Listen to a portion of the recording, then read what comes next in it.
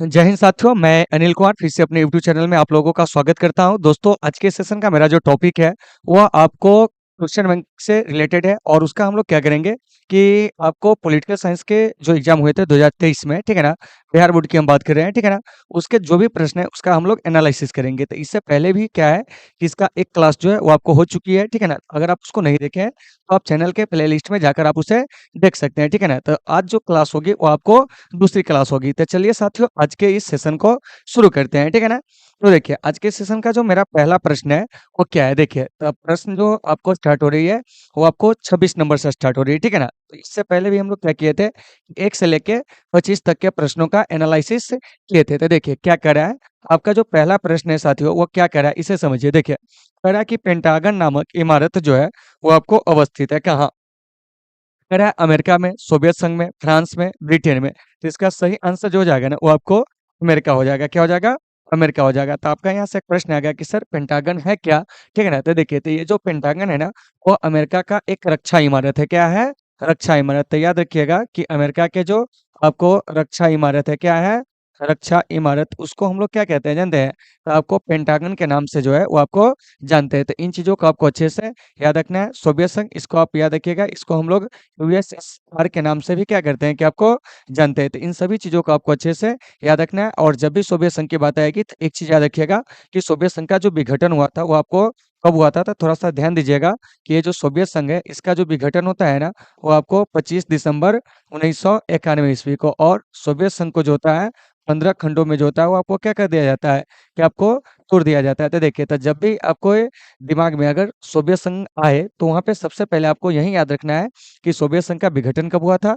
25 दिसंबर 1991 को। और सोवियत संघ को कितने खंडों में तोड़ दिया जाता है जानते हैं? तो आपको 15 खंडों में। तो फिर यहाँ से आपका एक प्रश्न और आना चाहिए कि सर ये जो यूएसएसआर है यह कब बना था? तो ये आपको 1922 ईस्वी में बना था। तो उम्मीद है साथियों कि आपको ये चीजें समझ में आ गए होंगे। तो वहां से पहला आपका प्रश्न क्या कर रहा है कि आपको पेंटागन नामक इमारत अवस्थित है कहाँ? आप क्या कहोगे? अमेरिका में। यानी कि ऑप्शन नंबर ए जो है इसका, वो आपको करेक्ट है। क्या है? करेक्ट आंसर है, ठीक है ना? चलिए अब चलते हैं 27 नंबर प्रश्न को। देखिए, 27 नंबर प्रश्न क्या कह रहा है कि परमाणु अप्रसार संधि पर हस्ताक्षर कब हुआ था? देखिए, परमाणु अप्रसार कहने का मतलब क्या हो गया साथियों? एनपीटी। क्या हो गया? एनपीटी। देखिए कि परमाणु अप्रसार कहने का मतलब क्या हो गया? एनपीटी। तो इस एनपीटी संधि पर हस्ताक्षर कब हुआ था, यही आपसे पूछा जा रहा है, ठीक है ना? तो देखिए, तो यह हस्ताक्षर हुआ था 1968 में। और यह एनपीटी जो है आपको प्रभाव में जो आता है ना, वो आपको 1970 में। कितना में आता है? 1970 में। यह देखिएगा कि परमाणु अप्रसार संधि जो है प्रभाव में कब आया था? 1970 में, ठीक है ना? इस पर हस्ताक्षर कब हुए थे?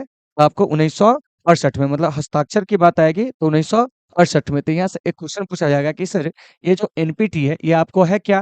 तो देखिए, तो एनपीटी एक ऐसा संधि था जो दुनिया के 5 बड़े महाशक्ति के अलावा किसी अन्य को जो है यह परमाणु संपन्न होने नहीं देना चाहता था, ठीक है ना? यह एक भेदभावपूर्ण संधि थी, इसलिए भारत ने इसका क्या किया था कि आपको विरोध किया था।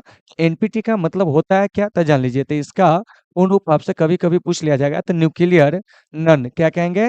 Nuclear non proliferation. क्या कहेंगे? प्रोलिफरेशन। क्या है?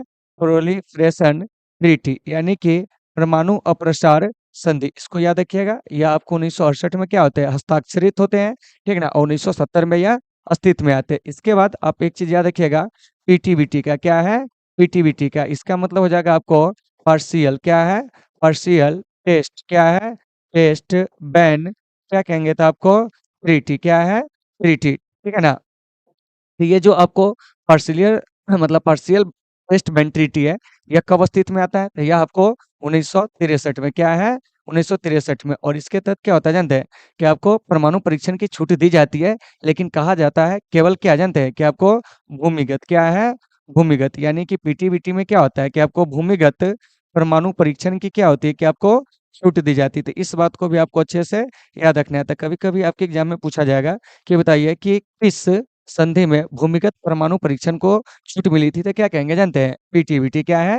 पीटीबीटी। उसके बाद आपको एक आता है सीटीबीटी। क्या है? सीटीबीटी। तो सीटीबीटी आपको 1996 में क्या होता है? अस्तित्व में आता है। और यहाँ पर क्या होता है कि आपको परमाणु परीक्षण को पूर्णतः जो होता है वो आपको वर्जित कर दिया जाता है। क्या होता है?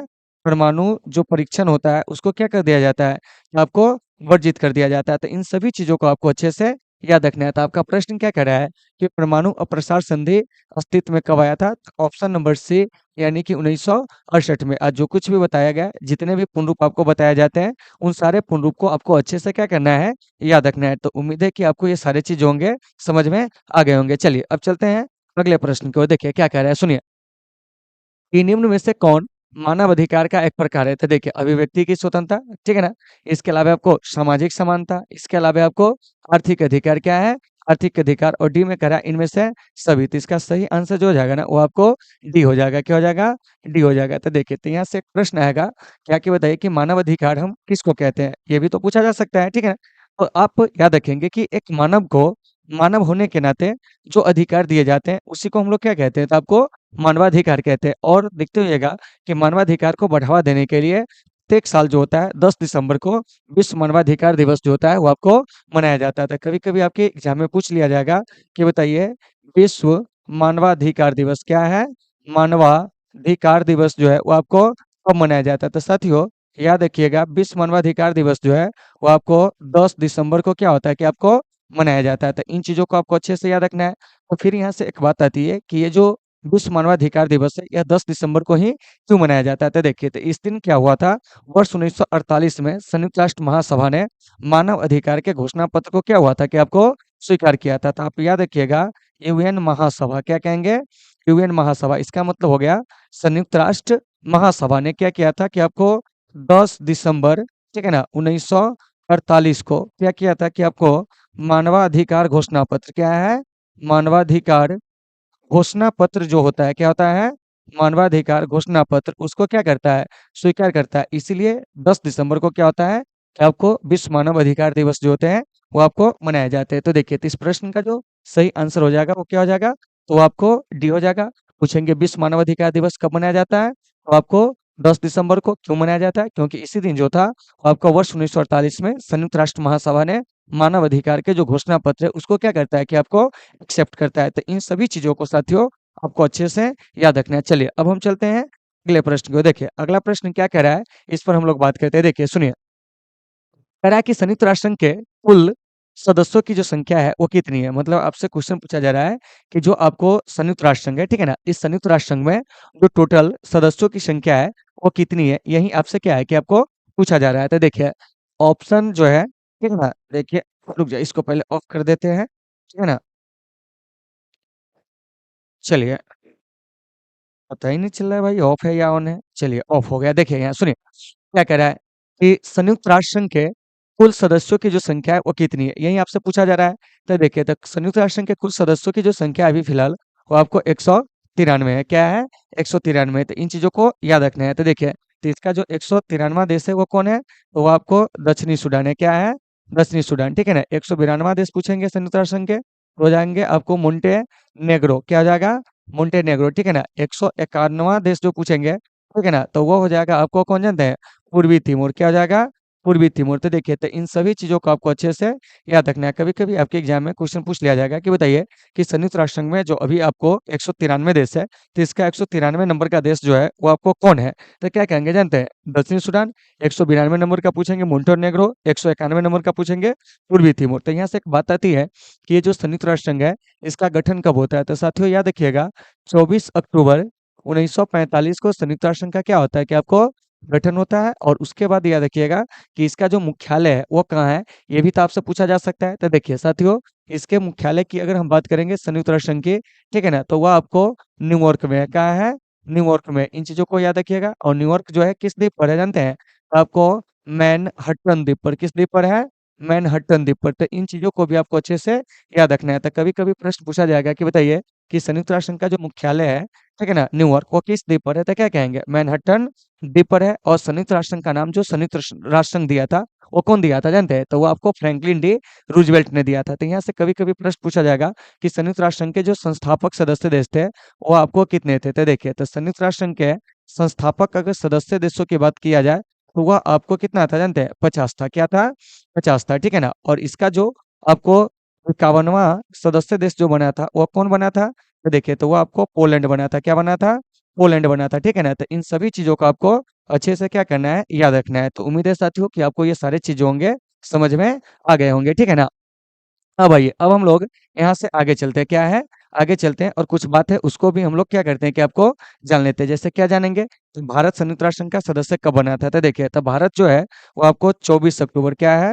24 अक्टूबर 24 नहीं कहेंगे, 30 अक्टूबर 1945 को संयुक्त राष्ट्र संघ का क्या बनता है कि आपको सदस्य बनता है। तो याद रखिएगा कि भारत 30 अक्टूबर 1945 को संयुक्त राष्ट्र संघ का क्या बनता है? तो आपको सदस्य बनता है। तो इन सभी चीज़ों को आपको अच्छे से क्या करना है? याद रखना है। तो उम्मीद है साथियों कि आपको ये सारे चीज़ जो होंगे वो आपको समझ में आ गए होंगे, ठीक है ना? तो चलिए इसको हम लोग थोड़ा-सा देख लेते हैं बेहतर तरीके से, ठीक है ना? तो उम्मीद है कि आपको ये सारे चीज़ जो होंगे समझ में आ गए होंगे। तो आप लोग इसका जल्दी से स्क्रीनशॉट लीजिए, जब तक हम इधर का जो है कुछ वर्क जो है वो आपको कर लेते हैं। चलिए जल्दी से आप उसे देख लीजिए।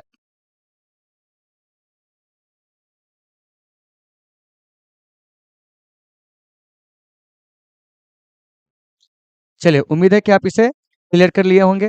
देखिए, तो वहीं आपका प्रश्न कह रहा है कि संयुक्त राष्ट्र संघ के कुल सदस्यों की जो संख्या है वो आपको कितनी है? तो क्या कहेंगे जानते हैं? तो वह आपको यानी 193। तो ऑप्शन नंबर जो बी है इसका सही है। अब बाकी जो चीज़ बताया गया है उसको देख लीजिएगा। भारत संयुक्त राष्ट्र संघ का सदस्य कब बनता है? तो 30 अक्टूबर 1900 कितना को जानते हैं? तो आपको 45 को। और संयुक्त राष्ट्र संघ का गठन कब होता है? तो 24 अक्टूबर 1945 को। इसीलिए 24 अक्टूबर को क्या मनाया जाता है जानते हैं?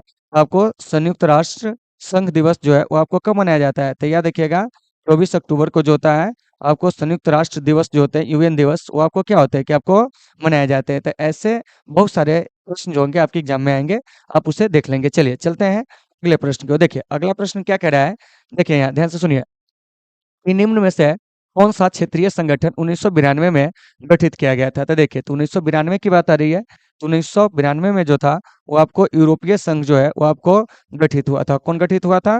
यूरोपीय संघ। तो इन चीजों को आपको अच्छे से याद रखना है, ठीक है ना? तो कभी प्रश्न पूछ लिया जाएगा कि बताइए कि यूरोपीय संघ कब गठित हुआ था? 1992 में। और इसी में एक चीज और पूछा जाएगा, यूरोप का आर्थिक समुदाय क्या है? यूरोप का आर्थिक समुदाय कब गठित हुआ था? तो साथियों, यूरोप का आर्थिक समुदाय जो होते हैं ना वो आपको 1957 में गठित होते हैं। कितने में होते हैं? 1957 में। फिर यहाँ से एक प्रश्न और आएगा कि बताइए यूरोपीय संघ का जो मुख्यालय है वो आपको कहाँ है? तो देखिए, तो ये जो आप यूरोपीय संघ देख रहे हैं ना, इसका जो मुख्यालय है साथियों वो आपको ब्रुसेल्स में है। कहाँ है? ब्रुसेल्स में। और ब्रुसेल्स जो है कहाँ है जानते हैं? तो आपको बेल्जियम क्या है? बेल्जियम में। तो इन चीजों को याद रखिएगा, ठीक है ना? फिर इसमें और भी क्या है कि आपको ऑप्शन दिए गए हैं, उन ऑप्शन पर हम लोग विचार करते हैं। जैसे देखिए सार्क, सार्क का गठन जो होता है ना ये आपको 1985 ईस्वी में। कितना ईस्वी में? 1985 ईस्वी में, ठीक है ना? देखिए बढ़िया से इसको लिख देते हैं ताकि आप लोग को कोई दिक्कत नहीं हो। देखिए सार्क का गठन पूछेंगे तो क्या हो जाएगा? 1985 में। और सार्क के मुख्यालय की अगर बात किया जाए, क्या किया जाए? मुख्यालय। तो देखिए, तो इसका जो मुख्यालय है वो आपको काठमांडू है। क्या है? काठमांडू है। काठमांडू कहाँ है बताइए? तो आपको नेपाल में। कहाँ है? नेपाल में, ठीक है ना? और ये जो सार्क है इस सार्क में सदस्य देश कितने हैं? तो सार्क में जो सदस्य देश है ना वो आपको 8 है। क्या है? 8 है। तो इन चीजों को भी आपको याद रखिएगा कि सार्क में सदस्य देश पूछेंगे, ठीक है ना? तो वो आपको कितने हैं? तो आप कहिएगा 8। क्या कहेंगे? 8 कहेंगे। तो इन सभी चीजों को याद रखिएगा। फिर यहाँ से आसियान, तो आसियान का गठन जो होता है 8 अगस्त 1967 को, याद रखेंगे, ठीक है ना? और इसका मुख्यालय जो है वो आपको जकार्ता है। कहाँ है? जकार्ता। जकार्ता बोले तो इसका मतलब हो जाएगा इंडोनेशिया। क्या है? इंडोनेशिया। और इसमें सदस्य देश की बात पूछा जाए तो इसमें जो सदस्य देश है आसियान में वो आपको 10 है। क्या है? 10 है। तो इन सभी चीजों को आपको अच्छे से याद रखना है। तो आपके एग्जाम में कौन कौन से प्रश्न आएंगे जरा सा ये देख लीजिए। जैसे देखिए सबसे पहले इसको छाट लीजिए, यह जो हो गया आपका आसियान का। तो आसियान में सदस्य देश कितने हैं? तो आपको 10। और इसका गठन कब होता है? 8 अगस्त 1967 को। और मुख्यालय पूछेंगे साथियों तो क्या कहिएगा? जकार्ता में, ठीक है ना? जकार्ता मतलब इंडोनेशिया की राजधानी, ठीक है ना? उसके बाद है सार्क का गठन पूछेंगे 1985 में, ठीक है ना? और सार्क में सदस्य देश कितने हैं अभी? तो आपको 8। और इसका मुख्यालय क्या है? तो क्या कहेंगे? तो आपको काठमांडू में। तो इन सभी चीजों को आपको अच्छे से याद रखिएगा। फिर इधर है आपको ब्रिक्स। तो ब्रिक्स का गठन जो होता है ना वो आपको 2006 के अंदर होता है। कब होता है? 2006 के अंदर। हालांकि इसका पहला शिखर सम्मेलन जो होता है वो आपको 2009 में होता है। और ब्रिक्स में अगर पूछा जाए कौन कौन से कंट्री है तो थोड़ा सा देख लीजिए, ठीक है ना? ब्रिक्स में आपको 5 कंट्री मिलेंगे। सबसे पहले आपको ब्राजील। क्या है? ब्राजील। आर से हो जाएगा आपको रूस। आई से हो जाएगा इंडिया मतलब भारत, ठीक है ना? सी से हो जाएगा आपको चीन। और एस से हो जाएगा साउथ अफ्रीका, मतलब कि दक्षिण अफ्रीका। तो देखिए, तो ये सभी जो है ना आपको क्या जानते हैं, तो आपको ब्रिक्स के सदस्य देश है। तो इन सभी चीजों को आपको अच्छे से याद रखना है। और ब्रिक्स का गठन कब होता है? 2006 में। तो आपका प्रश्न क्या कह रहा है कि निम्न में से कौन सा क्षेत्रीय संगठन 1992 में गठित किया गया था? तो इसका सही आंसर हो जाएगा डी। क्या हो जाएगा? डी, ठीक है ना। और पूछेंगे कि यूरोपीय यूनियन या यूरोपीय संघ का मुख्यालय कहाँ है? तो आप क्या कहोगे? ब्रुसेल्स में, ठीक है ना। तो इन सभी चीजों को आपको अच्छे से ध्यान देना है। तो इसका जो सही आंसर हो जाएगा वो आपको डी हो जाएगा। क्या हो जाएगा? डी हो जाएगा। तो उम्मीद है कि सारे लोगों को ये सभी चीजें होंगे वो आपको समझ में आ गए होंगे। चलिए चलते हैं अगले प्रश्न की ओर। हाँ, और देख लीजिए आप लोगों को समझ में आ रही है या नहीं आ रही है, आप लोग कमेंट करके बताओगे, ठीक है ना। जहां दिक्कत होगी उन समस्याओं को हम समाधान करने का हर हाल में समा मतलब प्रयास करेंगे, ठीक है ना, जितना तक हो सके। चलिए देखिए, कह रहा है कि राज्य विधान परिषद के सदस्यों का जो कार्यकाल है वो कितने वर्ष का होता है? तो देखिए, तो राज्य विधान परिषद के सदस्यों का कार्यकाल जो होता है ना वो आपको 6 वर्ष का, यानी कि ऑप्शन नंबर सी जो है वो आपको सही है। क्या है? सही है। तो देखिए, तो राज्य का विधानमंडल आपको एक सदनात्मक भी हो सकता है और आपको द्विसदनात्मक भी हो सकता है। तो देखिए, अगर जहां पर आपको क्या रहेगा, सबसे पहले द्विसदनात्मक जान लीजिए, उसके बाद हम एक सदनात्मक बता देंगे आपको। देखिए कि राज्य की जो विधायिका होती है ना उसको विधानमंडल कहते हैं, और विधानमंडल आपको द्विसदनात्मक और एकात्मक दोनों हो सकता है। तो देखिए, तो द्विसदनात्मक विधानमंडल वाले राज्य क्या कहेंगे? द्विसदनात्मक विधानमंडल वाले जो राज्य है वो कौन कौन है पहले जान लीजिए। तो देखिए, तो द्विसदनात्मक विधानमंडल जहां होगा ना वहां पर आपको क्या होगा जानते हैं? विधानसभा। क्या होगा? विधानसभा, ठीक है ना। और आपको विधान परिषद क्या हो जाएगा? विधान परिषद। क्या है? विधान परिषद, ठीक है ना। इसके अलावा आपको राज्यपाल क्या हो जाएंगे? राज्यपाल। देखिए, सबसे बड़ा चीज समझ आइए कि जहां द्विसदनात्मक विधानमंडल होगा वहां पर क्या होगा? विधानसभा, विधान परिषद और आपको राज्यपाल क्या हो जाएंगे? राज्यपाल। और जहां पर एक सदनात्मक होगा ना वहां पर आपको राज्यपाल और विधानसभा क्या है? विधानसभा, मतलब कि विधान परिषद वहां पे नहीं होते। तो यहाँ पर एक प्रश्न आएगी कि सर विधान परिषद वाले कौन कौन से राज्य है, जरा सा इसके बारे में थोड़ा सा बता दीजिए। तो देखिए, तो विधान परिषद जो है मात्र भारत के 6 राज्य में है। कितने राज्य में है? 6 राज्य में, ठीक है ना। देखिए, वो 6 राज्य कौन कौन है? तो देखिए, तो इसमें सबसे पहले अपने बिहार का नाम हम लेते हैं, ठीक है ना। बिहार के बाद हो जाएगा आपको उत्तर प्रदेश। क्या हो जाएगा? उत्तर प्रदेश। चलिए, उसके बाद हम चलेंगे महाराष्ट्र में। कहाँ चलेंगे? महाराष्ट्र में। महाराष्ट्र के बाद कर्नाटक। क्या है? कर्नाटक। कर्नाटक के बाद चलेंगे आपको आंध्र प्रदेश। क्या है? आंध्र प्रदेश। आंध्र प्रदेश के बाद जो हो जाएगा वो आपको कौन जानते हैं? तो आपको तेलंगाना। क्या है? तेलंगाना। क्या है?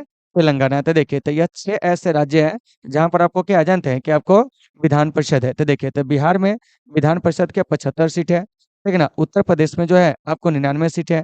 महाराष्ट्र में जो है वो आपको विधान परिषद के 78 सीट है, इसको भी याद रखिएगा।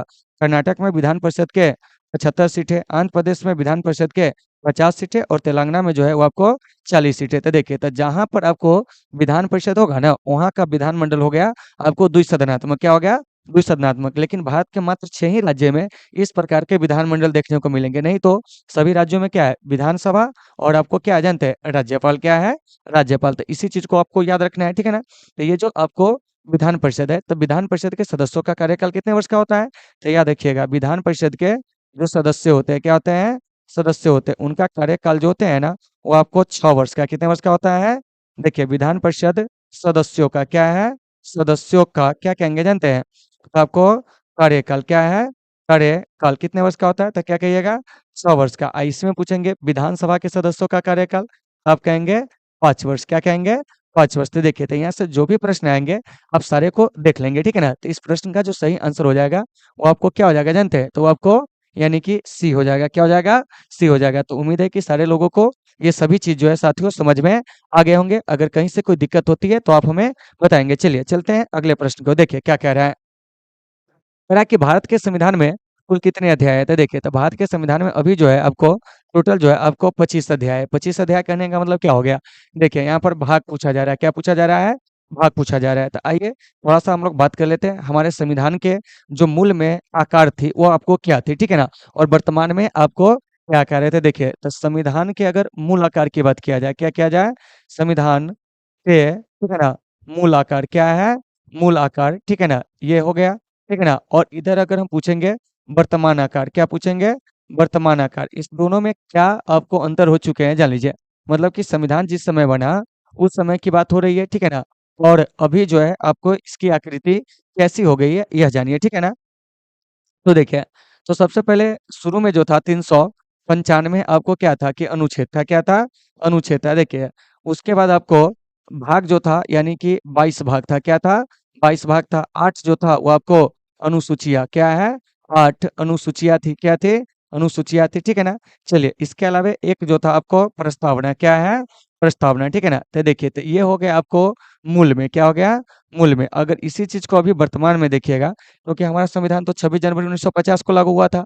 तो उस हिसाब से क्या है कि अभी की व्यवस्था को देखेंगे तो संभव है नहीं। तो हमारे संविधान बनाने वालों ने क्या किया था, कि उसमें कुछ संशोधन के जो है आपको प्रावधान कर दिए, ठीक है ना? कि ज़रूरत पड़े तो आप उसमें कुछ चीज़ों को जोड़िए। तो देखिए, तो ये सब बढ़कर अभी कितना हो गया, ज़रा-सा इस पे बात करते हैं। तो अगर हम वर्तमान की बात करेंगे ना, तो देखिए, तो वर्तमान में आपको 470 से क्या कहेंगे, अधिक जो है आपको अनुच्छेद है। क्या है?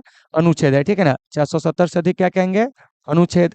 इसके बाद भाग जो बढ़ गया है, वो आपको 25 भाग हो गए, 3 गो भाग बढ़ गया है।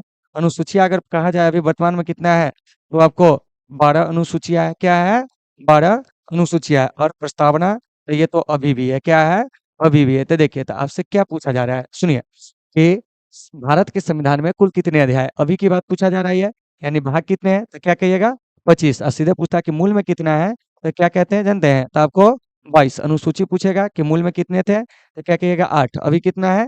तो आपको 12। तो इन सारे डाटा को आपको अच्छे से क्या करना है कि आपको याद रखना है। और भारत का संविधान जो है विश्व का सबसे विशालतम संविधान है, इस बात को भी आपको अच्छे से क्या करना है? याद रखना है। और भारत का संविधान कैसा है साथियों? तो आपको लिखित है, क्या है? लिखित है। तो याद रखिएगा कि भारत का क्या कहेंगे? भारत का जो संविधान है, क्या है? संविधान है, वो कैसा है जानते हैं? तो भारत का संविधान जो है साथियों, वो आपको लिखित है, कैसा है? लिखित है। तो इन चीज़ों को भी आपको अच्छे से याद रखना है। और यह विश्व का सबसे विशालतम संविधान है, क्या है? विशालतम संविधान है, ठीक है ना? और भी लिखित है, क्या है? लिखित है। तो इसका जो सही आंसर हो जाएगा ना प्रश्न का, वो आपको डी हो जाएगा, क्या हो जाएगा? डी हो जाएगा। चलिए, अब चलते हैं अगले प्रश्न की ओर। देखिए, अगला प्रश्न जो है हमारा क्या कह रहा है समझिए। कह रहा है कि अनुच्छेद 18 संबंधित है अभिव्यक्ति की स्वतंत्रता से, शिक्षा का अधिकार से, ठीक है ना, सूचना के अधिकार से, इनमें से कोई नहीं, ठीक है ना? तो देखिए, तो ये जो आपको अनुच्छेद 18 है ना, इनमें से कोई नहीं होगा। क्या होगा? कोई नहीं होगा, क्योंकि अनुच्छेद जो 18 है वो कहता है आपको उपाधियों का अंत। क्या कहता है? उपाधियों का अंत। याद रखिएगा, अनुच्छेद 18 क्या कहता है कि सभी प्रकार के उपाधियों का क्या है कि आपको अंत है, लेकिन कुछ चीजों में छोड़कर, जैसे कि आपको सैन्य अलंकरण हो गए, ठीक है ना? इसके अलावा आपको कुछ जो नागरिक सम्मान हो गए, ठीक है ना? तो ये सब जो होते हैं उपाधियों के अंत में नहीं आते हैं। तो इस बात को आपको याद रखना है, ठीक है ना? अनुच्छेद 18 क्या करता है? उपाधियों का अंत करता है। शिक्षा का अधिकार कहेंगे, तो यह आपको अनुच्छेद 21 के ए क्या कहेंगे? अनुच्छेद 21 ए में जो है वो आपको शिक्षा के अधिकार के बारे में जो है वो आपको चर्चा की गई है, ठीक है ना? अभिव्यक्ति की जो स्वतंत्रता है, क्या है? स्वतंत्रता है, ठीक है ना? क्या है? स्वतंत्रता है। तो ये भी हमारा क्या है कि आपको मौलिक अधिकार है, क्या है? मौलिक अधिकार है। तो यहाँ से कुछ अनुच्छेद है जिसको आप लोग जान लीजिएगा, ठीक है ना? जैसे सबसे पहले एक चीज आपको याद रखना होगा, विधि के समक्ष समानता, क्या है? विधि के समक्ष क्या कहेंगे जानते हैं? तो आपको समानता, क्या है? समानता। तो यह आपको अनुच्छेद 14 में है। किसमें है? अनुच्छेद 14 में। इस बात को याद रखिएगा। उसके बाद जो हो जाएगा आपको अनुच्छेद 15, क्या है? 15। तो अनुच्छेद 15 क्या कहता है कि धर्म, जाति, लिंग, क्षेत्र इत्यादि के आधार पर जो होगा भेदभाव आपको नहीं किया जाएगा। क्या हो जाएगा? कि आपको धर्म, लिंग, क्या है? धर्म, लिंग, ठीक है ना? जन्म स्थान, क्या है? जन्म स्थान, ठीक है ना? आदि के आधार पर, क्या है? आदि के आधार पर भेदभाव नहीं किए जाएंगे, ठीक है ना? इसको भी याद रखिएगा। उसके बाद अनुच्छेद 116 भी याद रखिएगा, यह इंपॉर्टेंट है। तो अनुच्छेद 16 कहता है लोक नियोजन में समान अवसर, क्या है? लोक नियोजन में, क्या है? नियोजन में मतलब कि सरकार जो नौकरी देती है उसमें लोक नियोजन में क्या है जानते हैं कि आपको समान अवसर, क्या है? समान अवसर। तो इसको भी आपको याद रखना है, ठीक है ना? उसके बाद है आपको अनुच्छेद 17, क्या है? अनुच्छेद 17 जो आपको कहता है छुआछूत का क्या है जानते हैं? अंत, यानी कि अस्पृश्यता, क्या है? अस्पृश्यता का क्या कहेंगे जानते हैं? अंत। किस अनुच्छेद के तहत? तो क्या कहेंगे? अनुच्छेद 17 के तहत। तो आइए थोड़ा सा इसको हम लोग क्या करते हैं, मिला लेते हैं, ठीक है ना? बढ़िया से देखिए, पूछेंगे उपाधियों का अंत किस अनुच्छेद के अंतर्गत किया गया है? अनुच्छेद 18 के अंतर्गत। छुआछूत का अंत कहेंगे तो वो आपको अनुच्छेद क्या कहिएगा? तो आपको 17 के अंतर्गत। उसके बाद पूछेंगे आपको शिक्षा का अधिकार से संबंधित अनुच्छेद कौन है? तो अनुच्छेद 21 ए, ठीक है ना? उसके बाद पूछेंगे सूचना का अधिकार, ये तो खैर आपको क्या है कि मतलब मौलिक अधिकार हमारे जो है वो आपको नहीं है, ठीक है ना। विधि के समक्ष समानता कहेंगे, कानून के समान सभी बराबर है, अनुच्छेद 14, ठीक है ना। उसके बाद आपको यहाँ से याद रखिएगा, आर्टिकल 15 कहता है कि धर्म, लिंग, जन्म स्थान आदि के आधार पर भेदभाव जो होंगे वो आपको नहीं होंगे, ठीक है ना। अनुच्छेद 16 कहता है लोक नियोजन में समान अवसर। तो इन सभी चीज़ों को आपको अच्छे से याद रखना है। तो ये जो अनुच्छेद से संबंधित प्रश्न बताए हैं, ये हम टोटल के टोटल जो बताए हैं ना, वो आपको समानता के अधिकार से संबंधित जो है वो आपको बताए हैं। इसमें केवल अनुच्छेद 21 ए जो है वो आपको क्या हो गया, स्वतंत्रता के अधिकार के अंतर्गत आ जाएँगे। तो उन चीज़ों को आप देख लीजिएगा, ठीक है ना। तो इसका सही आंसर जो हो जाएगा डी हो जाएगा। क्या हो जाएगा? डी, इस प्रश्न का, ठीक है ना। बाकी चीज़ आप इसको नोट कर लीजिएगा। चलिए आगे चलते हैं, देखिए क्या कह रहा है। भारत में राष्ट्रीय आपात की घोषणा कौन करता है? तो देखिए, तो भारत में जो आपातकालीन शक्तियाँ है ना, वो आपको राष्ट्रपति में निहित है। किसमें निहित है? राष्ट्रपति में निहित है, ठीक है ना। तो हमारे संविधान में 3 तरह के आपात उपबंध की क्या की गई है कि आपको व्यवस्था की गई। तो देखिए, तो हमारे यहाँ जो आपात उपबंध है 3 तरह के, वह कौन-कौन है? इसको हम लोग जान लेते हैं, ठीक है ना। तो देखिए, तो एक जो है आपको सबसे पहले राष्ट्रीय आपात, क्या है? राष्ट्रीय आपात, ठीक है ना। एक जो हो जाएगा, वो आपको क्या हो जाएगा जानते हैं? तो आपको राष्ट्रपति शासन, क्या हो जाएगा? राष्ट्रपति शासन, ठीक है ना। और एक जो हो जाएगा वो आपको क्या हो जाएगा जानते हैं? तो आपको वित्तीय आपात, क्या है? वित्तीय आपात, क्या है? वित्तीय आपात, ठीक है ना। तो देखिए, तो यहाँ पे कुछ बात है उसको हम लोग जान लेते हैं। तो ये जो आपको वित्तीय आपात है, राष्ट्रपति शासन है, ठीक है ना। इधर देखिएगा तो आपको राष्ट्रीय आपात है, यानी कि 3 तरह के आपातबंद की चर्चा है। तो देखिए, तो यहाँ पे एक चीज याद रखिएगा कि ये जो राष्ट्रीय आपात है इसकी चर्चा कहाँ पर है? तो अनुच्छेद 352 में, ठीक है ना। और राष्ट्रपति शासन तो आपको अनुच्छेद 356 में इसकी चर्चा है, ठीक है ना। और ये जो देख रहे हैं वित्तीय आपात, इसकी जो चर्चा है ना, वो आपको अनुच्छेद 360 में। तो इसका मतलब ये हो गया कि आपातबंद का उल्लेख किस अनुच्छेद में है? तो आप याद रखिएगा, अनुच्छेद 352 से 360 में। और हमारे भारत में जो आपात उपबंध है ना, यानी कि आपात उपबंध के दौरान मौलिक अधिकार में जो आपको प्रवर्तन संबंधी जो शक्तियां है, वो आपको जर्मनी के वेमर संविधान से जो है वो आपको लिया गया। मतलब डायरेक्ट समझिए कि आपात उपबंध हमारे देश में ना आपको कहाँ से प्रेरित है जानते हैं? तो जर्मनी के वेमर संविधान से। और आपको भारत में जो राष्ट्रीय आपात संबंधी शक्तियां हो, चाहे वो आपको राष्ट्रपति शासन संबंधी शक्ति हो या वित्तीय आपात शक्ति संबंधित शक्तियां हो, सब के सब जो है वो आपको राष्ट्रपति में। तो सीधे याद रखिएगा कि भारत में आपातकालीन शक्तियां क्या है? भारत में आपातकालीन शक्तियां किसमें है बताइए तो? तो भारत में आपातकालीन शक्तियां जो है वो आपको राष्ट्रपति में निहित है। किसमें निहित है? राष्ट्रपति में। याद रखिएगा कि भारत में आपातकालीन शक्तियां किसमें निहित है?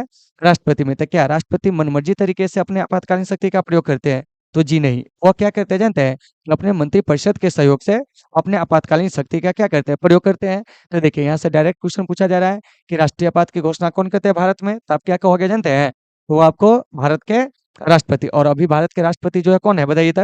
वो आपको श्रीमती द्रौपदी मुर्मू, ठीक है ना। इन चीजों को भी आपको अच्छे से याद रखना है। चलिए अब चलते हैं आगे। आगे क्या कह रहा है इस पर भी हम लोग विचार करेंगे, लेकिन उससे पहले आ जाइए कि इसका सही आंसर जो हो जाएगा वो क्या हो जाएगा? तो आपको ए हो जाएगा। क्या हो जाएगा? ए हो जाएगा। चलिए देखिए, कह रहा है कि शिमला समझौता किन 2 देशों के बीच हुआ था? तो देखिए, शिमला समझौता भारत और पाकिस्तान के बीच हुआ था। ऑप्शन नंबर बी इसका सही हो जाएगा। तो यहाँ से एक बात आती है कि शिमला समझौता जो हुआ था वो आपको कब हुआ था? ये भी जान लीजिए, ठीक है ना। तो देखिए साथियों, ये जो आपको शिमला समझौता है, क्या है? शिमला समझौता ये किन 2 देशों के बीच हुआ था? आप याद रखिएगा कि भारत और पाकिस्तान के बीच। किसके बीच? भारत और पाकिस्तान के बीच। तो फिर यहाँ से एक बात आती है कि सर शिमला समझौता हुआ कब था, ठीक है ना। तो देखिए, तो शिमला समझौता 3 जुलाई, क्या है? 3 जुलाई 1972 को हुआ था। कब हुआ था? 3 जुलाई 1972 को। और शिमला समझौता पर, ठीक है ना, ये जो आपको हस्ताक्षर किए थे भारतीय प्रधानमंत्री, उनका नाम क्या था? तो शिमला समझौता पर हस्ताक्षर करने वाले भारतीय प्रधानमंत्री जो थे उनका नाम था आपको इंदिरा गांधी। क्या कहेंगे? इंदिरा गांधी, ठीक है ना। और इधर पाकिस्तानी राष्ट्रपति जो थे वो आपको जुल्फिकार अली भुट्टो। कौन थे? जुल्फिकार अली भुट्टो। क्या कहेंगे? जुल्फिकार अली भुट्टो। तो इन चीजों को भी आपको अच्छे से याद रखना है, ठीक है ना। तो देखिए, तो शिमला समझौता पर हस्ताक्षर करने वाले पाकिस्तानी राष्ट्रपति जो कि आपको जुल्फिकार अली भुट्टो, बाद में ये प्रधानमंत्री भी बनते हैं, ठीक है ना। और इंदिरा गांधी जो है वो आपको भारत के प्रधानमंत्री। इन दोनों ने इस पर क्या किए थे कि आपको हस्ताक्षर किए थे, ठीक है ना। 1971 के भारत पाक युद्ध के बाद यह समझौता जो है वो आपको हुआ था। तो अगर आपसे मैं प्रश्न पूछूं कि बताइए कि शिमला समझौता जो है कब हुआ था, तो क्या कहिएगा? 3 जुलाई 1972 को भारत और पाकिस्तान के बीच। इसके अलावा भारत और पाकिस्तान के बीच में एक समझौता और हुआ था, और वह समझौता है आपको ताशकंद समझौता। और आप लोगों को समझ में आ रही है या नहीं आ रही है, आप लोग बताएंगे। तो ये जो ताशकंद समझौता है, ये कब हुआ था जानते हैं? तो ये आपको 10 जनवरी, ठीक है ना, 1966 को, कितना को हुआ था? 10 जनवरी 1966 को। विशेष जब ये क्वेश्चन आएगा तो वहां पे हम लोग क्या करेंगे कि आपको एनालिसिस करेंगे, ठीक है ना। तो देखिए क्या कह रहा है कि ताशकंद समझौता कब हुआ था, तो क्या कहेंगे? 10 जनवरी 1966 को, ठीक है ना। और ताशकंद समझौता पे जो हस्ताक्षर किए थे भारतीय प्रधानमंत्री कौन जानते हैं? तो आपको लाल बहादुर शास्त्री जी, और आपको पाकिस्तान के जो राष्ट्रपति थे अयूब खां, इन दोनों ने क्या किए थे कि आपको हस्ताक्षर किए थे 1965 के युद्ध के बाद। और ये जो शिमला समझौता हुआ था 1971 के युद्ध के बाद हुआ था। तो उम्मीद है कि आप इसे समझ गए होंगे, ठीक है ना। चलिए अब चलते हैं अगले प्रश्न को। देखिए अगला प्रश्न हमारा जो है साथियों, क्या कह रहा है कि पाकिस्तान से पूर्वी पाकिस्तान किस वर्ष अलग हुआ था, ठीक है ना। तो देखिए, सबसे पहले आपको जब विभाजन हुई थी, ठीक है ना, तो एक आपको पश्चिम पाकिस्तान बना था, एक आपको पूर्वी पाकिस्तान। तो ये जो पूर्वी पाकिस्तान है ना, यह पाकिस्तान से 1971 में अलग हुआ, और इसी का नाम पड़ा आपको बांग्लादेश। क्या पड़ा? बांग्लादेश। तो इसको आपको अच्छे से याद रखना है, ठीक है ना। तो अगर मैं आपसे क्वेश्चन पूछूं कि पाकिस्तान से पूर्वी पाकिस्तान कब अलग हुआ था? 1971 में। और एक जो नया देश बना था वो आपको बांग्लादेश क्या हुआ था कि आपको बना था। और इसमें श्रीमती इंदिरा गांधी का जो रोल था कूटनीतिक दृष्टिकोण से, वो बड़ा ही क्या था कि आपको महत्वपूर्ण था, ठीक है ना। तो इन चीजों को आपको अच्छे से याद रखिएगा। और इंदिरा गांधी को हम लोग आयरन लेडी के नाम से जानते हैं। किस नाम से जानते हैं? Iron lady. तो अगर मैं आपसे प्रश्न पूछूं कि आयरन लेडी ऑफ इंडिया के नाम से किन्हें जाना जाता है, तो आप क्या कहेंगे जानते हैं? तो आपको इंदिरा गांधी को, किनको जाना जाता है? इंदिरा गांधी को, ठीक है ना। और इंदिरा गांधी जो है अपने कड़े फैसले लेने के लिए क्या होती थी कि आपको जाने जाती थी। तो इन चीजों को आपको अच्छे से याद रखना है। और इंदिरा गांधी ने सबसे पहले बैंकों का क्या किया था कि आपको राष्ट्रीयकरण किया था, ठीक है ना। 19 जुलाई 1969 को 14 बड़े बैंकों का। और उसके बाद जब दोबारा सत्ता में आई थी, ठीक है ना, मतलब गैप के बाद आपको 1980 में, तो 6 अप्रैल 1980 को ये क्या किए थे जानते हैं कि आपको सॉरी क्या कहते हैं, 15 अप्रैल 1980 को 6 बड़े बैंकों का राष्ट्रीयकरण किए थे। तो देखिए, इंदिरा गांधी 2 बार बैंकों का राष्ट्रीयकरण किए थे। एक बार 14 बड़े बैंकों का, कितने का? 14 बड़े बैंकों का राष्ट्रीयकरण किया था। कब जानते हैं आपको? यानी कि 19 जुलाई, ठीक है ना, 1969 को। और उसके बाद आपको 6 बड़े क्या है, 6 बड़े बैंकों का क्या है, 6 बड़े बैंकों का फिर राष्ट्रीयकरण किए थे 15 अप्रैल, ठीक है ना, 1980 को। देखिए हम फ्लो फ्लो में एक चीज बोल दिए थे, 6 अप्रैल 1980। तो 6 अप्रैल 1980 को क्या हुआ था, ये भी जान लीजिए, ठीक है ना। तो 6 अप्रैल 1980 को क्या है कि देश ही नहीं, दुनिया की जो सबसे बड़ी आपको राजनीतिक दल है भारतीय जनता पार्टी, क्या है? भारतीय जनता पार्टी। इसका क्या हुआ था कि आपको गठन हुआ था। क्या हुआ था? गठन हुआ था। और ये जो भारतीय जनता पार्टी है, यह पूंजीपतियों की सरकार है, ठीक है ना। इस बात को आप याद रखेंगे, क्योंकि इसके सरकार में जो होती है, आपको आम जनता के कल्याण के लिए जो होते हैं ज्यादा काम जो होते हैं वो आपको नहीं होते हैं, ठीक है ना। ऐसा मेरा पर्सनल थिंकिंग है, बाकी लोगों का, ठीक ना। चलिए देखिए, तो यहाँ से अगर मैं प्रश्न पूछूं कि बताइए कि बांग्लादेश कब बना था, तो 1971 में। और 6 अप्रैल 1980 को क्या हुआ था, तो विश्व की सबसे बड़ी राजनीतिक दल भारतीय जनता पार्टी का गठन हुआ था। इंदिरा गांधी 2 बार बैंकों का राष्ट्रीयकरण किए थे। एक बार आपको 19 जुलाई 1969 को 14 बड़े बैंकों का, और दूसरी बार 15 अप्रैल 1980 को 6 बड़े बैंकों का। तो बैंकों तक जो पहुंच है ना हम लोगों की, वो आपको श्रीमती इंदिरा गांधी की देन है। किसकी देन है? श्रीमती इंदिरा गांधी की, ठीक है ना। चलिए, तो इसका जो सही आंसर हो जाएगा वो आपको डी हो जाएगा। क्या हो जाएगा? डी हो जाएगा। चलिए चलते अगले प्रश्न की ओर। अगला प्रश्न क्या कह रहा है, देखिए समझिए। कह रहा है कि संसद के संयुक्त अधिवेशन को कौन संबोधित करता है? संबोधित की बात आ रही है, तो संबोधित करेंगे राष्ट्रपति। कौन करेंगे? राष्ट्रपति। ऑप्शन नंबर जो आपको सी है वो सही है।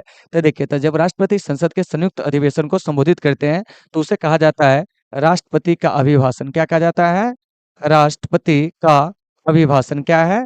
अभिभाषण। याद रखिएगा, क्या कहा जाता है?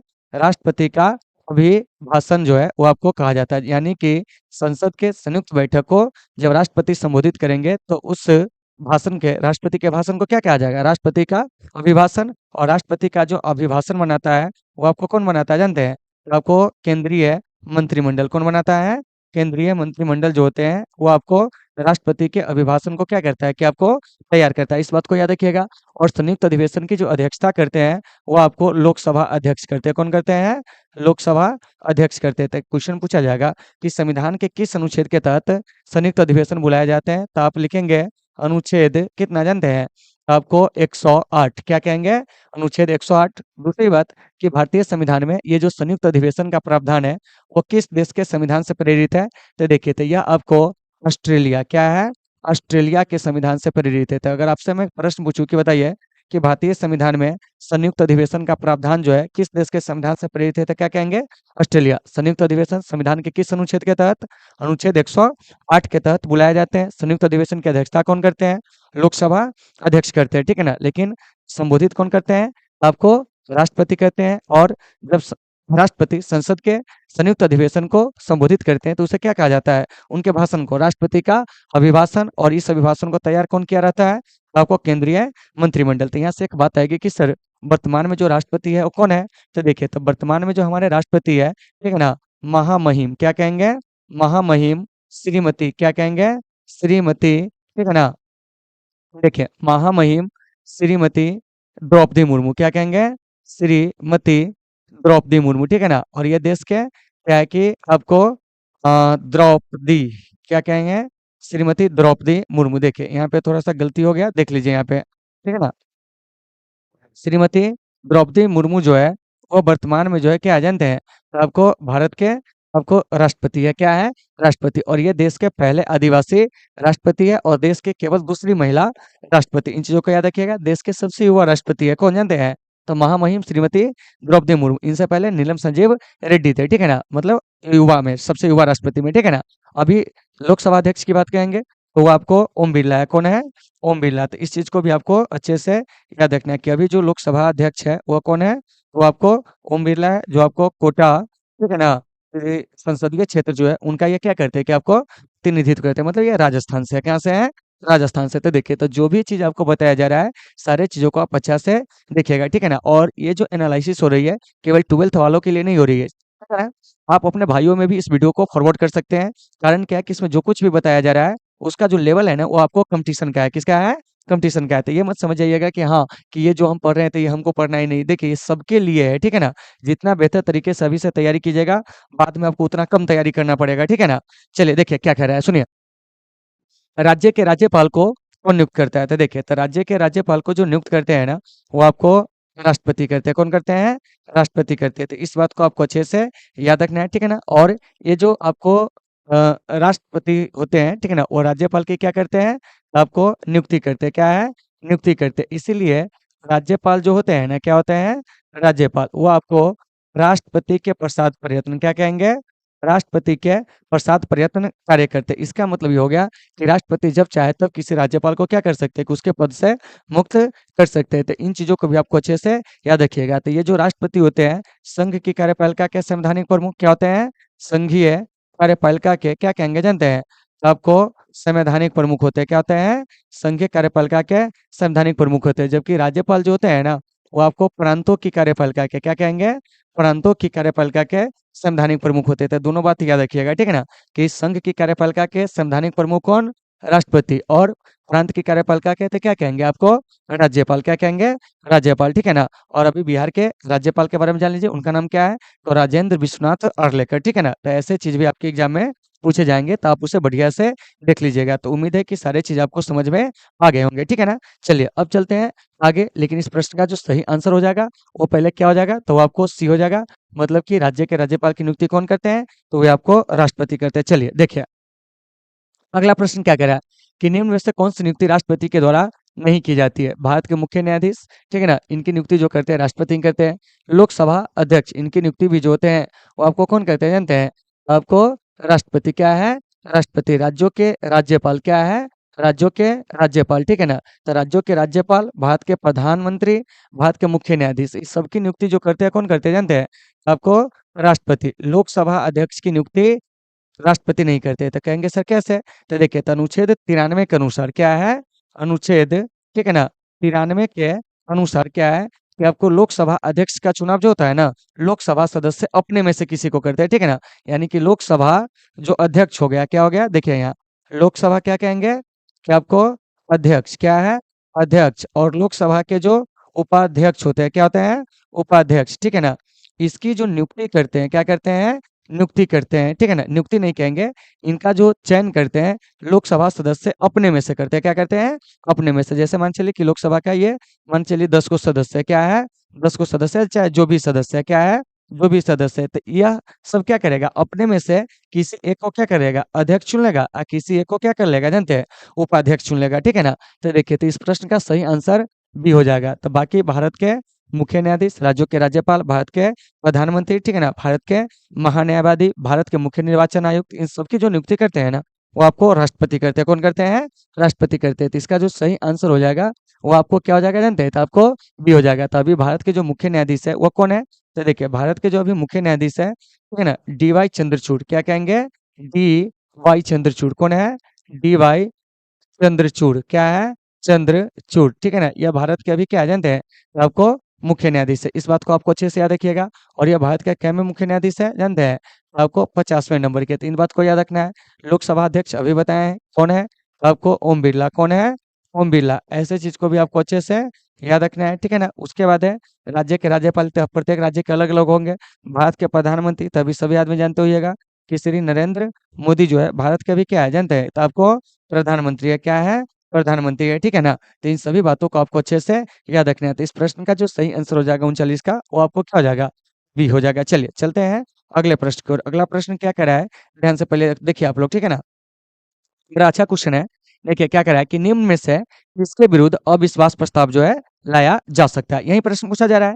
देखिए यही ना प्रश्न है कि निम्न में से किसके विरुद्ध अविश्वास प्रस्ताव जो है लाया जा सकता है। तो देखिए ऑप्शन ए करा है, संसद के विरुद्ध, सरकार के विरुद्ध, न्यायाधीशों के विरुद्ध, राज्यपाल के विरुद्ध। तो देखो भाई, इसका सही आंसर हो जाएगा ना, सरकार के विरुद्ध। क्या हो जाएगा? सरकार के विरुद्ध, ठीक है ना। यानी अविश्वास प्रस्ताव के द्वारा सरकार जो होते हैं वो क्या होते हैं कि आपको गिर जाते हैं। क्या है? गिर जाते हैं। क्योंकि आप तभी तक सरकार का हिस्सा रह सकते हैं, ठीक है ना, जब तक आपके पास सदन में क्या है कि आपको बहुमत है। क्या है? बहुमत है। जिस दिन आपका सदन से बहुमत गायब हुआ, उसी दिन आप क्या हो जाएंगे जानते हैं, कि आपकी सरकार जो होगी वो आपको गिर जाएगी। जैसे देखिए अटल बिहारी वाजपेयी जी की सरकार जो है गिरी थी, ठीक है ना।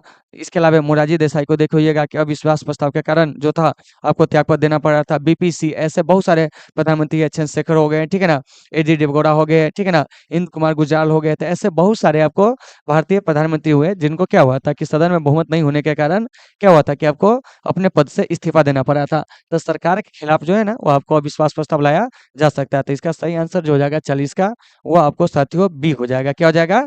बी हो जाएगा, ठीक है ना। तो उम्मीद है कि सारे लोगों को ये सभी चीजें होंगे समझ में आ गए होंगे। चलिए अब चलते हैं अगले प्रश्न को। देखिए क्या कह रहा है, वैश्वीकरण क्या है। तो देखिए, तो वैश्वीकरण जो है ना, एक बहुआयामी परिघटना है। तो वैश्वीकरण में होता है क्या, तो सीधे कहेंगे कि आपको विश्व की अर्थव्यवस्था के साथ अपनी अर्थव्यवस्था को क्या करना, जोड़ना, वैश्वीकरण कहलाता है। क्या कहलाता है? वैश्वीकरण। जैसे आप देखिए कि हम लोगों के पास जो है, आपको मुंबई में एक वैश्विक बाजार है जो है उपलब्ध है, जहाँ दुनिया के हर एक देश की जो वस्तुएं है वो आपको मिलती है। क्या होती है? मिलती है, ठीक है ना। देखिएगा कि आप लोग अमेरिकन प्रोडक्ट हमारे यहाँ मिलते हैं, चाइनीज प्रोडक्ट हमारे यहाँ मिलते हैं, कोरियन प्रोडक्ट हमारे यहाँ मिलते हैं, ताइवान का प्रोडक्ट जो है हमारे यहाँ मिलते हैं, ठीक है ना, वियतनामी प्रोडक्ट जो है हमारे यहाँ मिलते हैं। तो ये सभी जो है ना वैश्वीकरण के कारण ही क्या है कि संभव हो पाया। क्योंकि इससे क्या होता है कि एक देश के सेवा और वस्तु जो होता है दूसरे देश में आसानी से क्या होते हैं कि आपको जाते हैं। तो इससे क्या होता है जानते हैं, कई सारे लाभ होते हैं, जैसे व्यापारिक लाभ भी होंगे, ठीक है ना। इसके अलावा आपको भाषा का जो होता है आपको आदान प्रदान होता है, संस्कृति का आदान प्रदान होता है, रहन सहन का आदान प्रदान होता है, मानवीय पूंजी का आदान प्रदान होता है। तो वैश्वीकरण क्या हो जाएगा, तो आपको एक वैश्विक मतलब सॉरी क्या कहते हैं, बहुआयामी परिघटना हो गई, ठीक है ना। और भारत में निजीकरण, वैश्वीकरण और उदारीकरण की जो शुरुआत मानी जाती है वो आपको 1991 से, कितना से मानी जाती है? 1991 से, ठीक है ना। क्योंकि भारत में जब नई आर्थिक नीति लाई गई थी, ठीक है ना, तो उस समय ही आपको वैश्वीकरण, निजीकरण और उदारीकरण की शुरुआत हुई थी। तो इसका सही आंसर क्या हो जाएगा, तो आपको बी हो जाएगा। तो 41 नंबर प्रश्न को समझ गए होइएगा, ठीक है ना।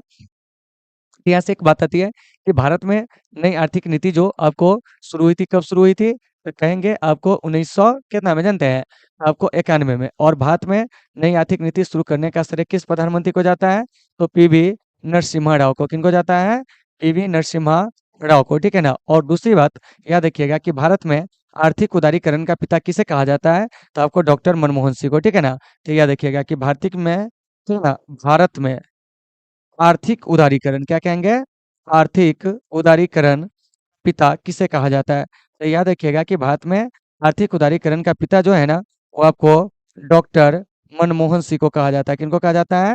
डॉक्टर मनमोहन सिंह को कहा जाता है। तो इन चीज़ों को आपको अच्छे से याद रखना है। तो उम्मीद है कि आपको समझ में आ गए होंगे ये सारे चीज़, ठीक है ना? तो वैश्वीकरण कैसी घटना है? तो आपको एक बहुयामी परिघटना है, ठीक है ना? और ये सारे चीज़ आपके एग्ज़ाम में जो होते हैं साथियों पूछे जाते हैं, इसलिए आप इसे बढ़िया से देख लीजिएगा। चलिए चलते हैं अगले प्रश्न की ओर, ठीक है ना? देखिए क्या करें, निम्न में से कौन-सा संयुक्त राष्ट्र संघ की एक आधिकारिक भाषा जो है वो आपको नहीं है? तो देखिए, तो यहाँ पर जो इसका सही आंसर हो जाएगा ना, वो हो जाएगा आपको जापानी। क्या हो जाएगा? जापानी। तो संयुक्त राष्ट्र संघ की आधिकारिक भाषा की अगर बात किया जाए, तो वो आपको 6 है। क्या है? 6 है, ठीक है ना? कार्यकारी भाषा 2 है, अंग्रेजी और फ्रेंच, ठीक है ना? जबकि आधिकारिक भाषा कहेंगे, तो आपको 6। तो देखिए, तो 6 आधिकारिक भाषा में कौन-कौन भाषा हो जाएगा? तो देखिए, एक तो आपको अरबी है, क्या है? अरबी है। देखिए, अरबी के अलावा आपको क्या है? स्पेनिश है, जो इसमें दिया हुआ है हम उसको पहले छाँट लेते हैं, ठीक है ना? स्पेनिश के अलावा क्या है? तो आपको चीनी है। चलिए, अब जो नहीं है उसको देख लेते हैं। फ्रेंच, क्या हो जाएगा? फ्रेंच, ठीक है ना? फ्रेंच के अलावा आपको रूसी, क्या है? रूसी यानी कि रसियन भाषा, क्या हो जाएगा? रसियन, ठीक है ना? रसियन के अलावा जो हो जाएगा आपको अंग्रेजी, क्या है?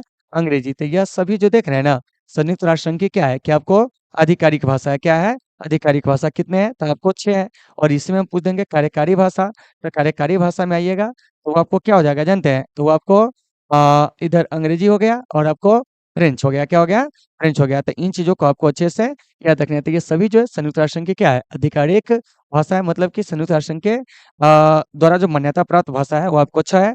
लेकिन इसके जो काम होते हैं ज़्यादातर वो आपको अंग्रेजी और किस में होते हैं? तो आपको फ्रेंच में होते हैं। ठीक है ना? तो इन चीज़ों को याद रखिएगा। तो ये जो 42 नंबर प्रश्न है इसका सही आंसर क्या हो जाएगा? बी। देखिए जापानी है कहीं पे तो नहीं है, तो इसका सही आंसर क्या हो जाएगा? बी हो जाएगा। तो उम्मीद है कि सभी लोगों को ये सारे चीज़ जो है वो आपको समझ में आ गए होंगे। चलिए अब चलते हैं अगले प्रश्न को। देखिए क्या कह रहा है? 1956 में भारतीय राज्यों के पुनर्गठन का आधार क्या था? तो आपको बताए थे कि 1956 में भारतीय राज्य के पुनर्गठन का जो आधार था वो आपको भाषा था, ठीक है ना? और आपको पता होगा कि प्रधानमंत्री नेहरू के द्वारा क्या हुआ था कि आपको राज्य पुनर्गठन आयोग का जो गठन किया जाता है, क्या किया जाता है? गठन 1900 कितना में जानते हैं? 53 में। और ये जो अपनी रिपोर्ट देते हैं कब देते हैं? 1955 में। कितना में? 1955 में। और इसी के आधार पर क्या होता है कि जो अधिनियम बनता है, ठीक है ना? वो आपको 1956 में, यानी कि राज्य पुनर्गठन अधिनियम कब बनता है? 1956 में। और उसी के आधार पर क्या होता है जानते हैं? उसके रिपोर्ट के आधार पर भारत में राज्यों का पुनर्गठन जो किया जाता है भाषा के आधार पर। और राज्य पुनर्गठन आयोग के जो अध्यक्ष थे ना, वो आपको न्यायमूर्ति फजल अली थे। कौन थे? फजल अली। याद रखिएगा कि न्यायमूर्ति फजल अली जो थे वो आपको राज्य पुनर्गठन आयोग के क्या थे? कि आपको अध्यक्ष थे। तो इन सभी चीज़ों को अच्छे से याद रखिएगा। और भाषा के आधार पर बनने वाला जो पहला राज्य था वो आपको कौन था जानते हैं?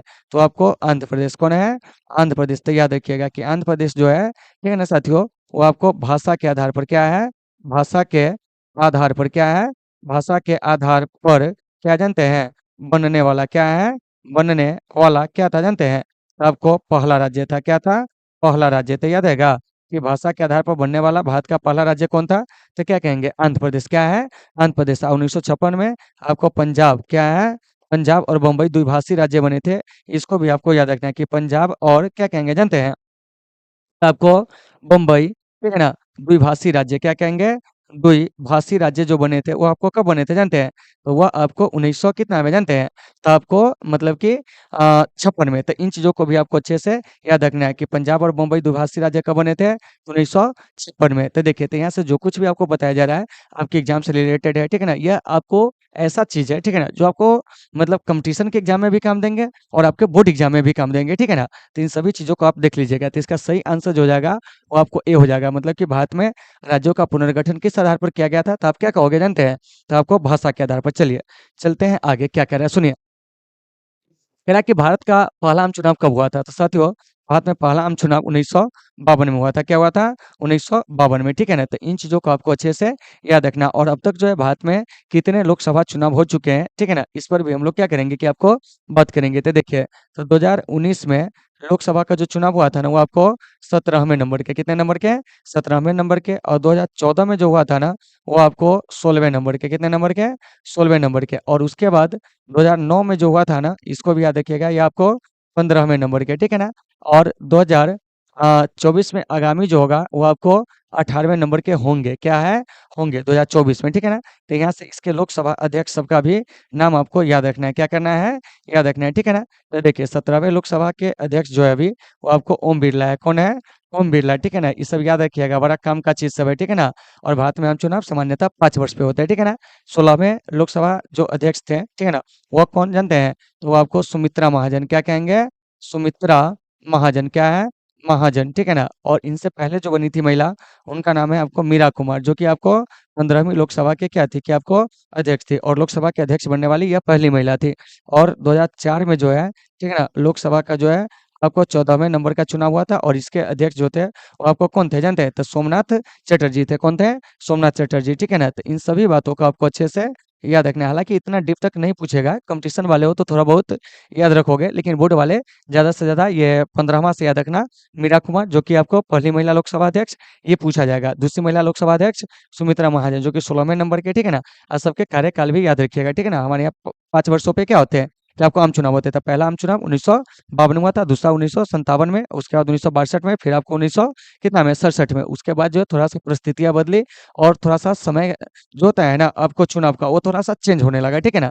तो इन सभी चीजों को आपको अच्छे से याद रखना है। तो उम्मीद है कि आप इसे समझ गए होंगे, ठीक है ना? चलिए अब हम चलते हैं यहाँ से आगे और अगली चीजों को देखते हैं। तो इस प्रश्न का जो सही आंसर हो जाएगा वो सी हो जाएगा, यानी पहला आम चुनाव कब था? आपको 1952 में। चलिए चलते हैं अगले प्रश्न की ओर, देखिए क्या कह रहा है। भारतीय जनसंघ के संस्थापक कौन थे? तो देखिए, तो भारतीय जनसंघ के जो संस्थापक थे ना, वो आपको श्यामा प्रसाद मुखर्जी। तो जनसंघ पार्टी की स्थापना जो होती है 1951 में, क्या है? 1951 में, ठीक है ना? और श्यामा प्रसाद मुखर्जी नेहरू मंत्रिमंडल से त्यागपत्र देने वाले पहले केंद्रीय मंत्री थे। तो इस बात को भी आपको याद रखना है। और ये 1951 में किस पार्टी की स्थापना करते हैं? भारतीय जनसंघ के, ठीक है ना? और अभी जो भारतीय जनसंघ है ना, ठीक है ना, उसी का जो नया रूप है वो आपको भारतीय जनता पार्टी है, क्या है? भारतीय जनता पार्टी है, क्या है? भारतीय जनता पार्टी है। तो इन सभी बातों को आपको अच्छे से याद रखना है कि भारतीय जनता पार्टी जो है, ठीक है ना, इसका जो आपको मतलब किस पार्टी का जो है नया रूप है, तो क्या कहेंगे? जनसंघ के संस्थापक कौन थे?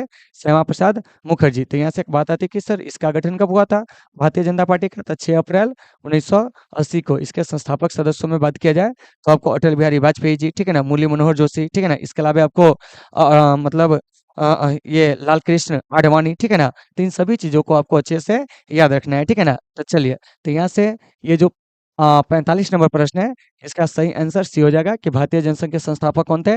श्यामा प्रसाद मुखर्जी। और इसका गठन कब होता है? 1951 में, ठीक है ना? तो सारे चीज आपको उम्मीद है कि समझ में आ गए होंगे, ठीक है ना? चलिए, और जहां से दिक्कत होगी ना, आप हमें बताएंगे, ठीक है ना? तो देखिए हम लोग क्या है कि 1 घंटे का क्लास करेंगे, थोड़ा-सा बढ़िया से क्लास करेंगे, ठीक है ना? 1 या 2 ईयर का आप एनालिसिस 2 ईयर का एनालिसिस देख लीजिएगा, आपसे पॉलिटिकल का एक भी क्वेश्चन जो होगा वो आपको नहीं छूटेंगे, ठीक है ना? चलिए देखिए क्या कह रहा है कि भारत का संविधान कब लागू हुआ था? तो देखिए, तो भारत का संविधान जो है ना, वो आपको 26 नवंबर 1949 को। तो देखिए, तो दिए गए ऑप्शन के हिसाब से इसका सही आंसर क्या हो जाएगा? तो आपको सी हो जाएगा। कहिएगा सर जी पागल-उगल हो गए हैं क्या? कि हम लोग तो पढ़े हुए हैं कि भारत का संविधान 26 जनवरी 1950 को लागू हुआ था। तो ज़रा-सा ठहरिए, क्या है समझे? देखिए, तो ये जो आप देख रहे हैं संविधान अगर लागू की बात आए, क्या है? संविधान लागू की बात, ठीक है ना? तो संविधान हमारा 2 डेट पे लागू हुआ था। एक आपको 26 नवंबर कितना को 1949 को, ठीक है ना? और एक आपको 26 जनवरी 1950 को, क्या है? 1950 को। तो देखो बेटा 26 जनवरी को क्या हुआ था, आपको यहाँ से समझना है, ठीक है ना? यहाँ पे ध्यान दीजिए। तो ये जो 26 जनवरी को है ना, वो आपको आंशिक रूप से लागू हुआ था। कैसे लागू हुआ था? आंशिक रूप से, मतलब यहाँ पे आपको 16 अनुच्छेद ही क्या किए गए थे कि आपको लागू किए गए थे। क्या किए गए थे? 16 अनुच्छेद लागू किए गए थे। तो आंशिक रूप से लागू हुआ था कब? 26 नवंबर 1949 को, जिस दिन ये बनकर तैयार हुआ था। अब पूर्ण रूप से अगर कहेंगे कि संविधान कब लागू हुआ था, तब कहिएगा कितना जानते हैं? 26 जनवरी 1950 को। तो ये जो देख रहे हैं ना 26 नवंबर, तो इस दिन हम लोग संविधान दिवस क्या करते हैं कि आपको मनाते हैं, जबकि 26 जनवरी को गणतंत्र दिवस मनाते हैं। तो इसमें से दिए गए ऑप्शन के हिसाब से जो इसका सही आंसर हो जाएगा ना, वो आपको सी हो जाएगा। देखिए इसमें और भी डेट है, जैसे 26 जनवरी 1930। तो इस दिन क्या हुआ था जानते हैं? कि कांग्रेस ने संपूर्ण भारत में स्वतंत्रता दिवस मनाया था। क्या मनाया था? स्वतंत्रता दिवस, ठीक है ना? तब से आपको क्या था कि 26 जनवरी 1930 से 26 जनवरी 1947 तक प्रत्येक 26 जनवरी को स्वतंत्रता दिवस मनाया जाता था। 15 अगस्त 1947 को भारत जो होता है वो आपको स्वतंत्र होता है। क्या होता है? स्वतंत्र होता है। 2 सितंबर 1946 को क्या होता है कि आपको नेहरू जी के नेतृत्व में अंतरिम सरकार का क्या होता है कि आपको मतलब शपथ लिया जाता है। क्या लिया जाता है? शपथ लिया जाता है। तो इन सभी चीज़ों को आपको अच्छे से याद रखना है। तो आप लोग शपथ लेना मतलब मत याद रखिए, ठीक है ना? क्योंकि हाई पावर एंटीबायोटिक है। आप इतना याद रखिएगा कि अंतरिम सरकार का जो गठन होता है ना, वो आपको मतलब 2 सितंबर 1946 को, हालाँकि गठन होता है 24 अगस्त 1946 को। इस दिन शपथ लिया जाता है। क्या लिया जाता है? शपथ लिया जाता है, ठीक है ना? और वायसराय के कार्यकारिणी परिषद के जो उपाध्यक्ष बनाए जाते हैं, वो आपको नेहरू जी बनाए जाते हैं। कौन बनाए जाते हैं? नेहरू जी, ठीक है ना? तो इन सभी चीज़ों को आपको अच्छे से याद रखना है। तो ये जो प्रश्न देख रहे हैं ना, दिए गए ऑप्शन के हिसाब से इसका सही आंसर क्या हो जाएगा? तो आपको सी हो जाएगा। प्रश्न की संख्या जो है 46 है, ठीक है ना? चलिए, अब चलते हैं अगले प्रश्न की ओर। देखिए क्या कह रहा है कि मंडल आयोग के अध्यक्ष कौन थे? तो देखिए मंडल आयोग के जो अध्यक्ष थे ना, वो आपको बिंदेश्वरी प्रसाद मंडल, ऑप्शन सी। तो देखिए ये जो मंडल आयोग है, इसका गठन कब होता है? तो 1979 में। क्या है? 1979 में मंडल आयोग का क्या होता है कि आपको गठन होता है। क्या है? गठन होता है। भाई मंडल आयोग कहो तब, या मतलब दूसरा पिछड़ा वर्ग आयोग कहिए तब, ठीक है ना? तो इसके जो अध्यक्ष होते हैं बिंदेश्वरी प्रसाद मंडल होते हैं। क्या होते हैं? मंडल होते हैं। हाँ, और मंडल आयोग के सिफारिशों को 13 अगस्त 1990 को क्या है? 13 अगस्त 1990 को क्या किया जाता है जानते हैं? तो आपको लागू किया जाता है। तो अगर आपसे प्रश्न पूछा जाए कि बताइए कि मंडल आयोग की सिफारिशों को कब लागू किया गया था? तो आपको 13 अगस्त 1990 को, ठीक है ना? और ये जो देख रहे हैं मंडल आयोग, ठीक है ना? तो मंडल आयोग के सिफारिशों को जो लागू किए थे, वो आपको बीपीसी को लागू किए थे। बीपीसी लागू किए थे, मतलब विश्वनाथ प्रताप सिंह ने इसे क्या किया था जानते हैं? कि आपको लागू किए थे। और इसी के तहत क्या है कि आपको जो पिछड़ा वर्ग है, क्या है? पिछड़ा वर्ग है। उस पिछड़ा वर्ग को क्या होते हैं कि आपको मतलब 27% जो है वो आपको आरक्षण जो होते हैं लोक सेवाओं में क्या होते हैं कि आपको मिलते हैं, या लोक नियोजन में जो है आपको दिए जाते हैं। तो इन चीज़ों को भी आपको अच्छे से याद रखना है, ठीक है ना? मंडल आयोग के अध्यक्ष पूछेंगे तो क्या कहिएगा? वो आपको यानी कि बीपी मंडल यानी बिंदेश्वरी प्रसाद मंडल, इसको लागू कौन करते हैं? बीपीसी प्रधानमंत्री रहते हैं 1990 में, ठीक है ना? इन्होंने इसे क्या किया था कि आपको लागू किया था, ठीक है ना? मंडल आयोग का गठन किस पार्टी की सरकार द्वारा की जाती है? तो आपको जनता पार्टी की सरकार के द्वारा, ठीक है ना? तो ये सारे चीज़ों को आपको अच्छे से याद रखना है। तो इसका सही आंसर क्या हो जाएगा? तो आपको सी, ठीक है ना? चलिए अब चलते हैं अगले प्रश्न की ओर। क्या कह रहा है सुनिए। कह रहा है कि भारत के किस राज्य में पहली, ठीक है ना, गैर कांग्रेसी क्या है? पहली गैर कांग्रेसी जो है वो आपको सरकार बनी थी। तो भारत के किस राज्य में जानते हैं? तो वह आपको केरल में। केरल में कब बनी थी? 1957 में। क्या है? 1957 में। तो इन चीज़ों को याद रखिएगा। तो ऑप्शन नंबर सी इसका क्या है कि सही है। तो भारत के किस राज्य में पहली गैर कांग्रेसी सरकार बनी? तो क्या कहेंगे? तो आपको केरल में। कब बनी थी? 1957 में बनी थी। तो साथियों इन सभी चीज़ों को आपको अच्छे से याद रखना है। फिर यहाँ से एक बात आती है, क्या आती है?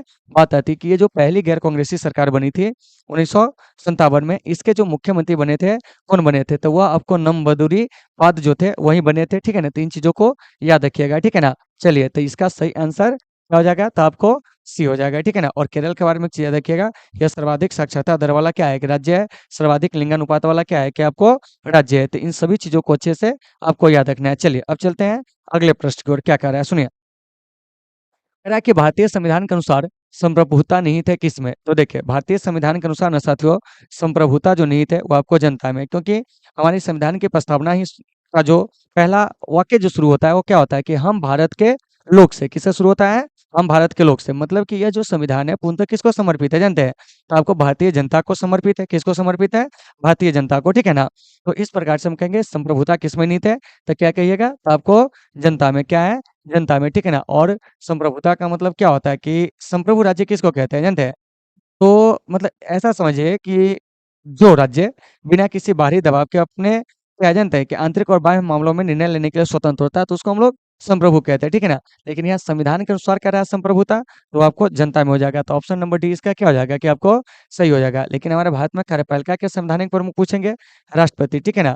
और प्रधानमंत्री तो आपको वास्तविक प्रमुख। क्या है? वास्तविक प्रमुख। तो इस बात को भी याद रखिएगा कि संघीय कार्यपालिका के क्या कहेंगे? संघीय कार्यपालिका के क्या है? कार्यपालिका के, ठीक है ना? संवैधानिक प्रमुख क्या है? संवैधानिक प्रमुख कौन होते हैं? तो देखिए तो संवैधानिक प्रमुख जो होते हैं ना, वो आपको कौन? राष्ट्रपति। और प्रधानमंत्री जो होते हैं ना, संघीय कार्यपालिका के वास्तविक प्रमुख होते हैं। क्या होते हैं? वास्तविक प्रमुख होते हैं। तो इन चीजों को अच्छे से याद रखिएगा। जबकि संविधान के अनुसार संप्रभुता की बात आएगी किसमें निहित है? क्या कहिएगा? जनता में, ठीक है ना? तो 49 नंबर प्रश्न का सही आंसर जो हो जाएगा ना, वो आपको डी हो जाएगा। चलिए, अब चलते हैं अगले प्रश्न की ओर, ठीक है ना? आज के सेशन का यह लास्ट प्रश्न होगा, ठीक है ना? इसीलिए आप लोग धैर्य बना के इसको अच्छे से सुनिए पहले क्या कह रहा है, सुनिए। कह रहा है कि भारत में 1946 की अंतरिम सरकार किस योजना के तहत बनी थी? तो देखिए, तो यह जो बनी थी ना अंतरिम सरकार, वो आपको कैबिनेट मिशन योजना के अंतर्गत, और यह कैबिनेट मिशन योजना कब आया था? 1946 में। और कैबिनेट मिशन योजना का तो दो ही उद्देश्य था मुख्य रूप से। एक क्या? तो आपको अंतरिम सरकार का गठन करना। क्या करना? अंतरिम सरकार का क्या करना बताइए तो? आपको गठन करना। और दूसरा जो था क्या था जानते हैं? तो दूसरा जो था वह आपको था, यानी कि क्या कहते हैं, संविधान का निर्माण करना। क्या करना? संविधान का निर्माण करना। देखिए, इसी उद्देश्य से कैबिनेट मिशन योजना जो होती है वो आपको भारत आती है कब? तो 1946 में। तो इन चीजों को याद रखिएगा। तो इसका सही आंसर क्या हो जाएगा? ये हो जाएगा। देखिए, माउंटबेटन योजना, तो ये आपको 1947 में जो होता है आपको प्रस्तुत किया जाता है, ठीक है ना? क्रिप्स योजना ये आपको 1942 में आया था। कब आया था? 1942 में। तो एक चीज याद रखना कि कैबिनेट मिशन योजना में आने वाले लोग जो थे वह कौन कौन थे? तो देखिए, इसमें 3 सदस्य थे। एक आपको पैथिक लॉरेंस, क्या है? Pethick Lawrence. पैथिक लॉरेंस कौन थे? तो ये आपको भारतीय सचिव क्या थे? भारतीय सचिव के पद पर क्या थे? क्या आपको आसन थे, ठीक है ना? उसके बाद है दूसरा स्टेफर्ड क्रिप्स। क्या है? स्टेफर्ड क्रिप्स, ये आपको भोपाल मतलब व्यापार बोर्ड के क्या थे? अध्यक्ष थे। उसके बाद है आपको एबी अलेक्जेंडर। क्या है? A B Alexander. तो ये जो देख रहे हैं ना एबी अलेक्जेंडर, ठीक है ना? ये आपको नौसेना मंत्री थे। क्या थे? नौसेना मंत्री थे। तो इन चीजों को आपको अच्छे से याद रखिएगा, ठीक है ना? तो यहाँ से क्वेश्चन पूछा जाएगा कि इनमें से, ठीक है ना, कैबिनेट मिशन के सदस्य कौन नहीं थे? तो इस 3 गो के छोड़ के बाकी जो अन्य होगा वो कैबिनेट मिशन योजना के सदस्य नहीं होंगे, ठीक है ना? कैबिनेट मिशन योजना के आधार पर क्या हुआ था? तो अंतरिम सरकार का गठन और संविधान का निर्माण। कैबिनेट मिशन योजना कब आती है? तो 24 मार्च 1946 को। माउंटबेटन योजना कब पेश किया जाता है? 3 जून 1947 को। क्रिप्स मिशन भारत कब आता है? 22 मार्च 1942 को। तो यहाँ हम प्रश्न के हिसाब से चलेंगे कि भारत में 1946 की अंतिम सरकार किस योजना के तहत बनी थी? अब क्या कहिएगा? कैबिनेट मिशन योजना के अंतर्गत। तो इसका सही आंसर क्या हो जाएगा? तो आपको ये हो जाएगा। क्या हो जाएगा? ये हो जाएगा। तो उम्मीद है साथियों कि आप लोगों को ये सारी चीजें होंगे समझ में आ गए होंगे। तो चलिए, आज के इस क्लास को हम लोग यहीं पे विराम देते हैं। फिर मिलेंगे आपसे कल एक नेक्स्ट क्लास में। जब तक के लिए आप सभी साथियों से सुविधा। Take care all of you.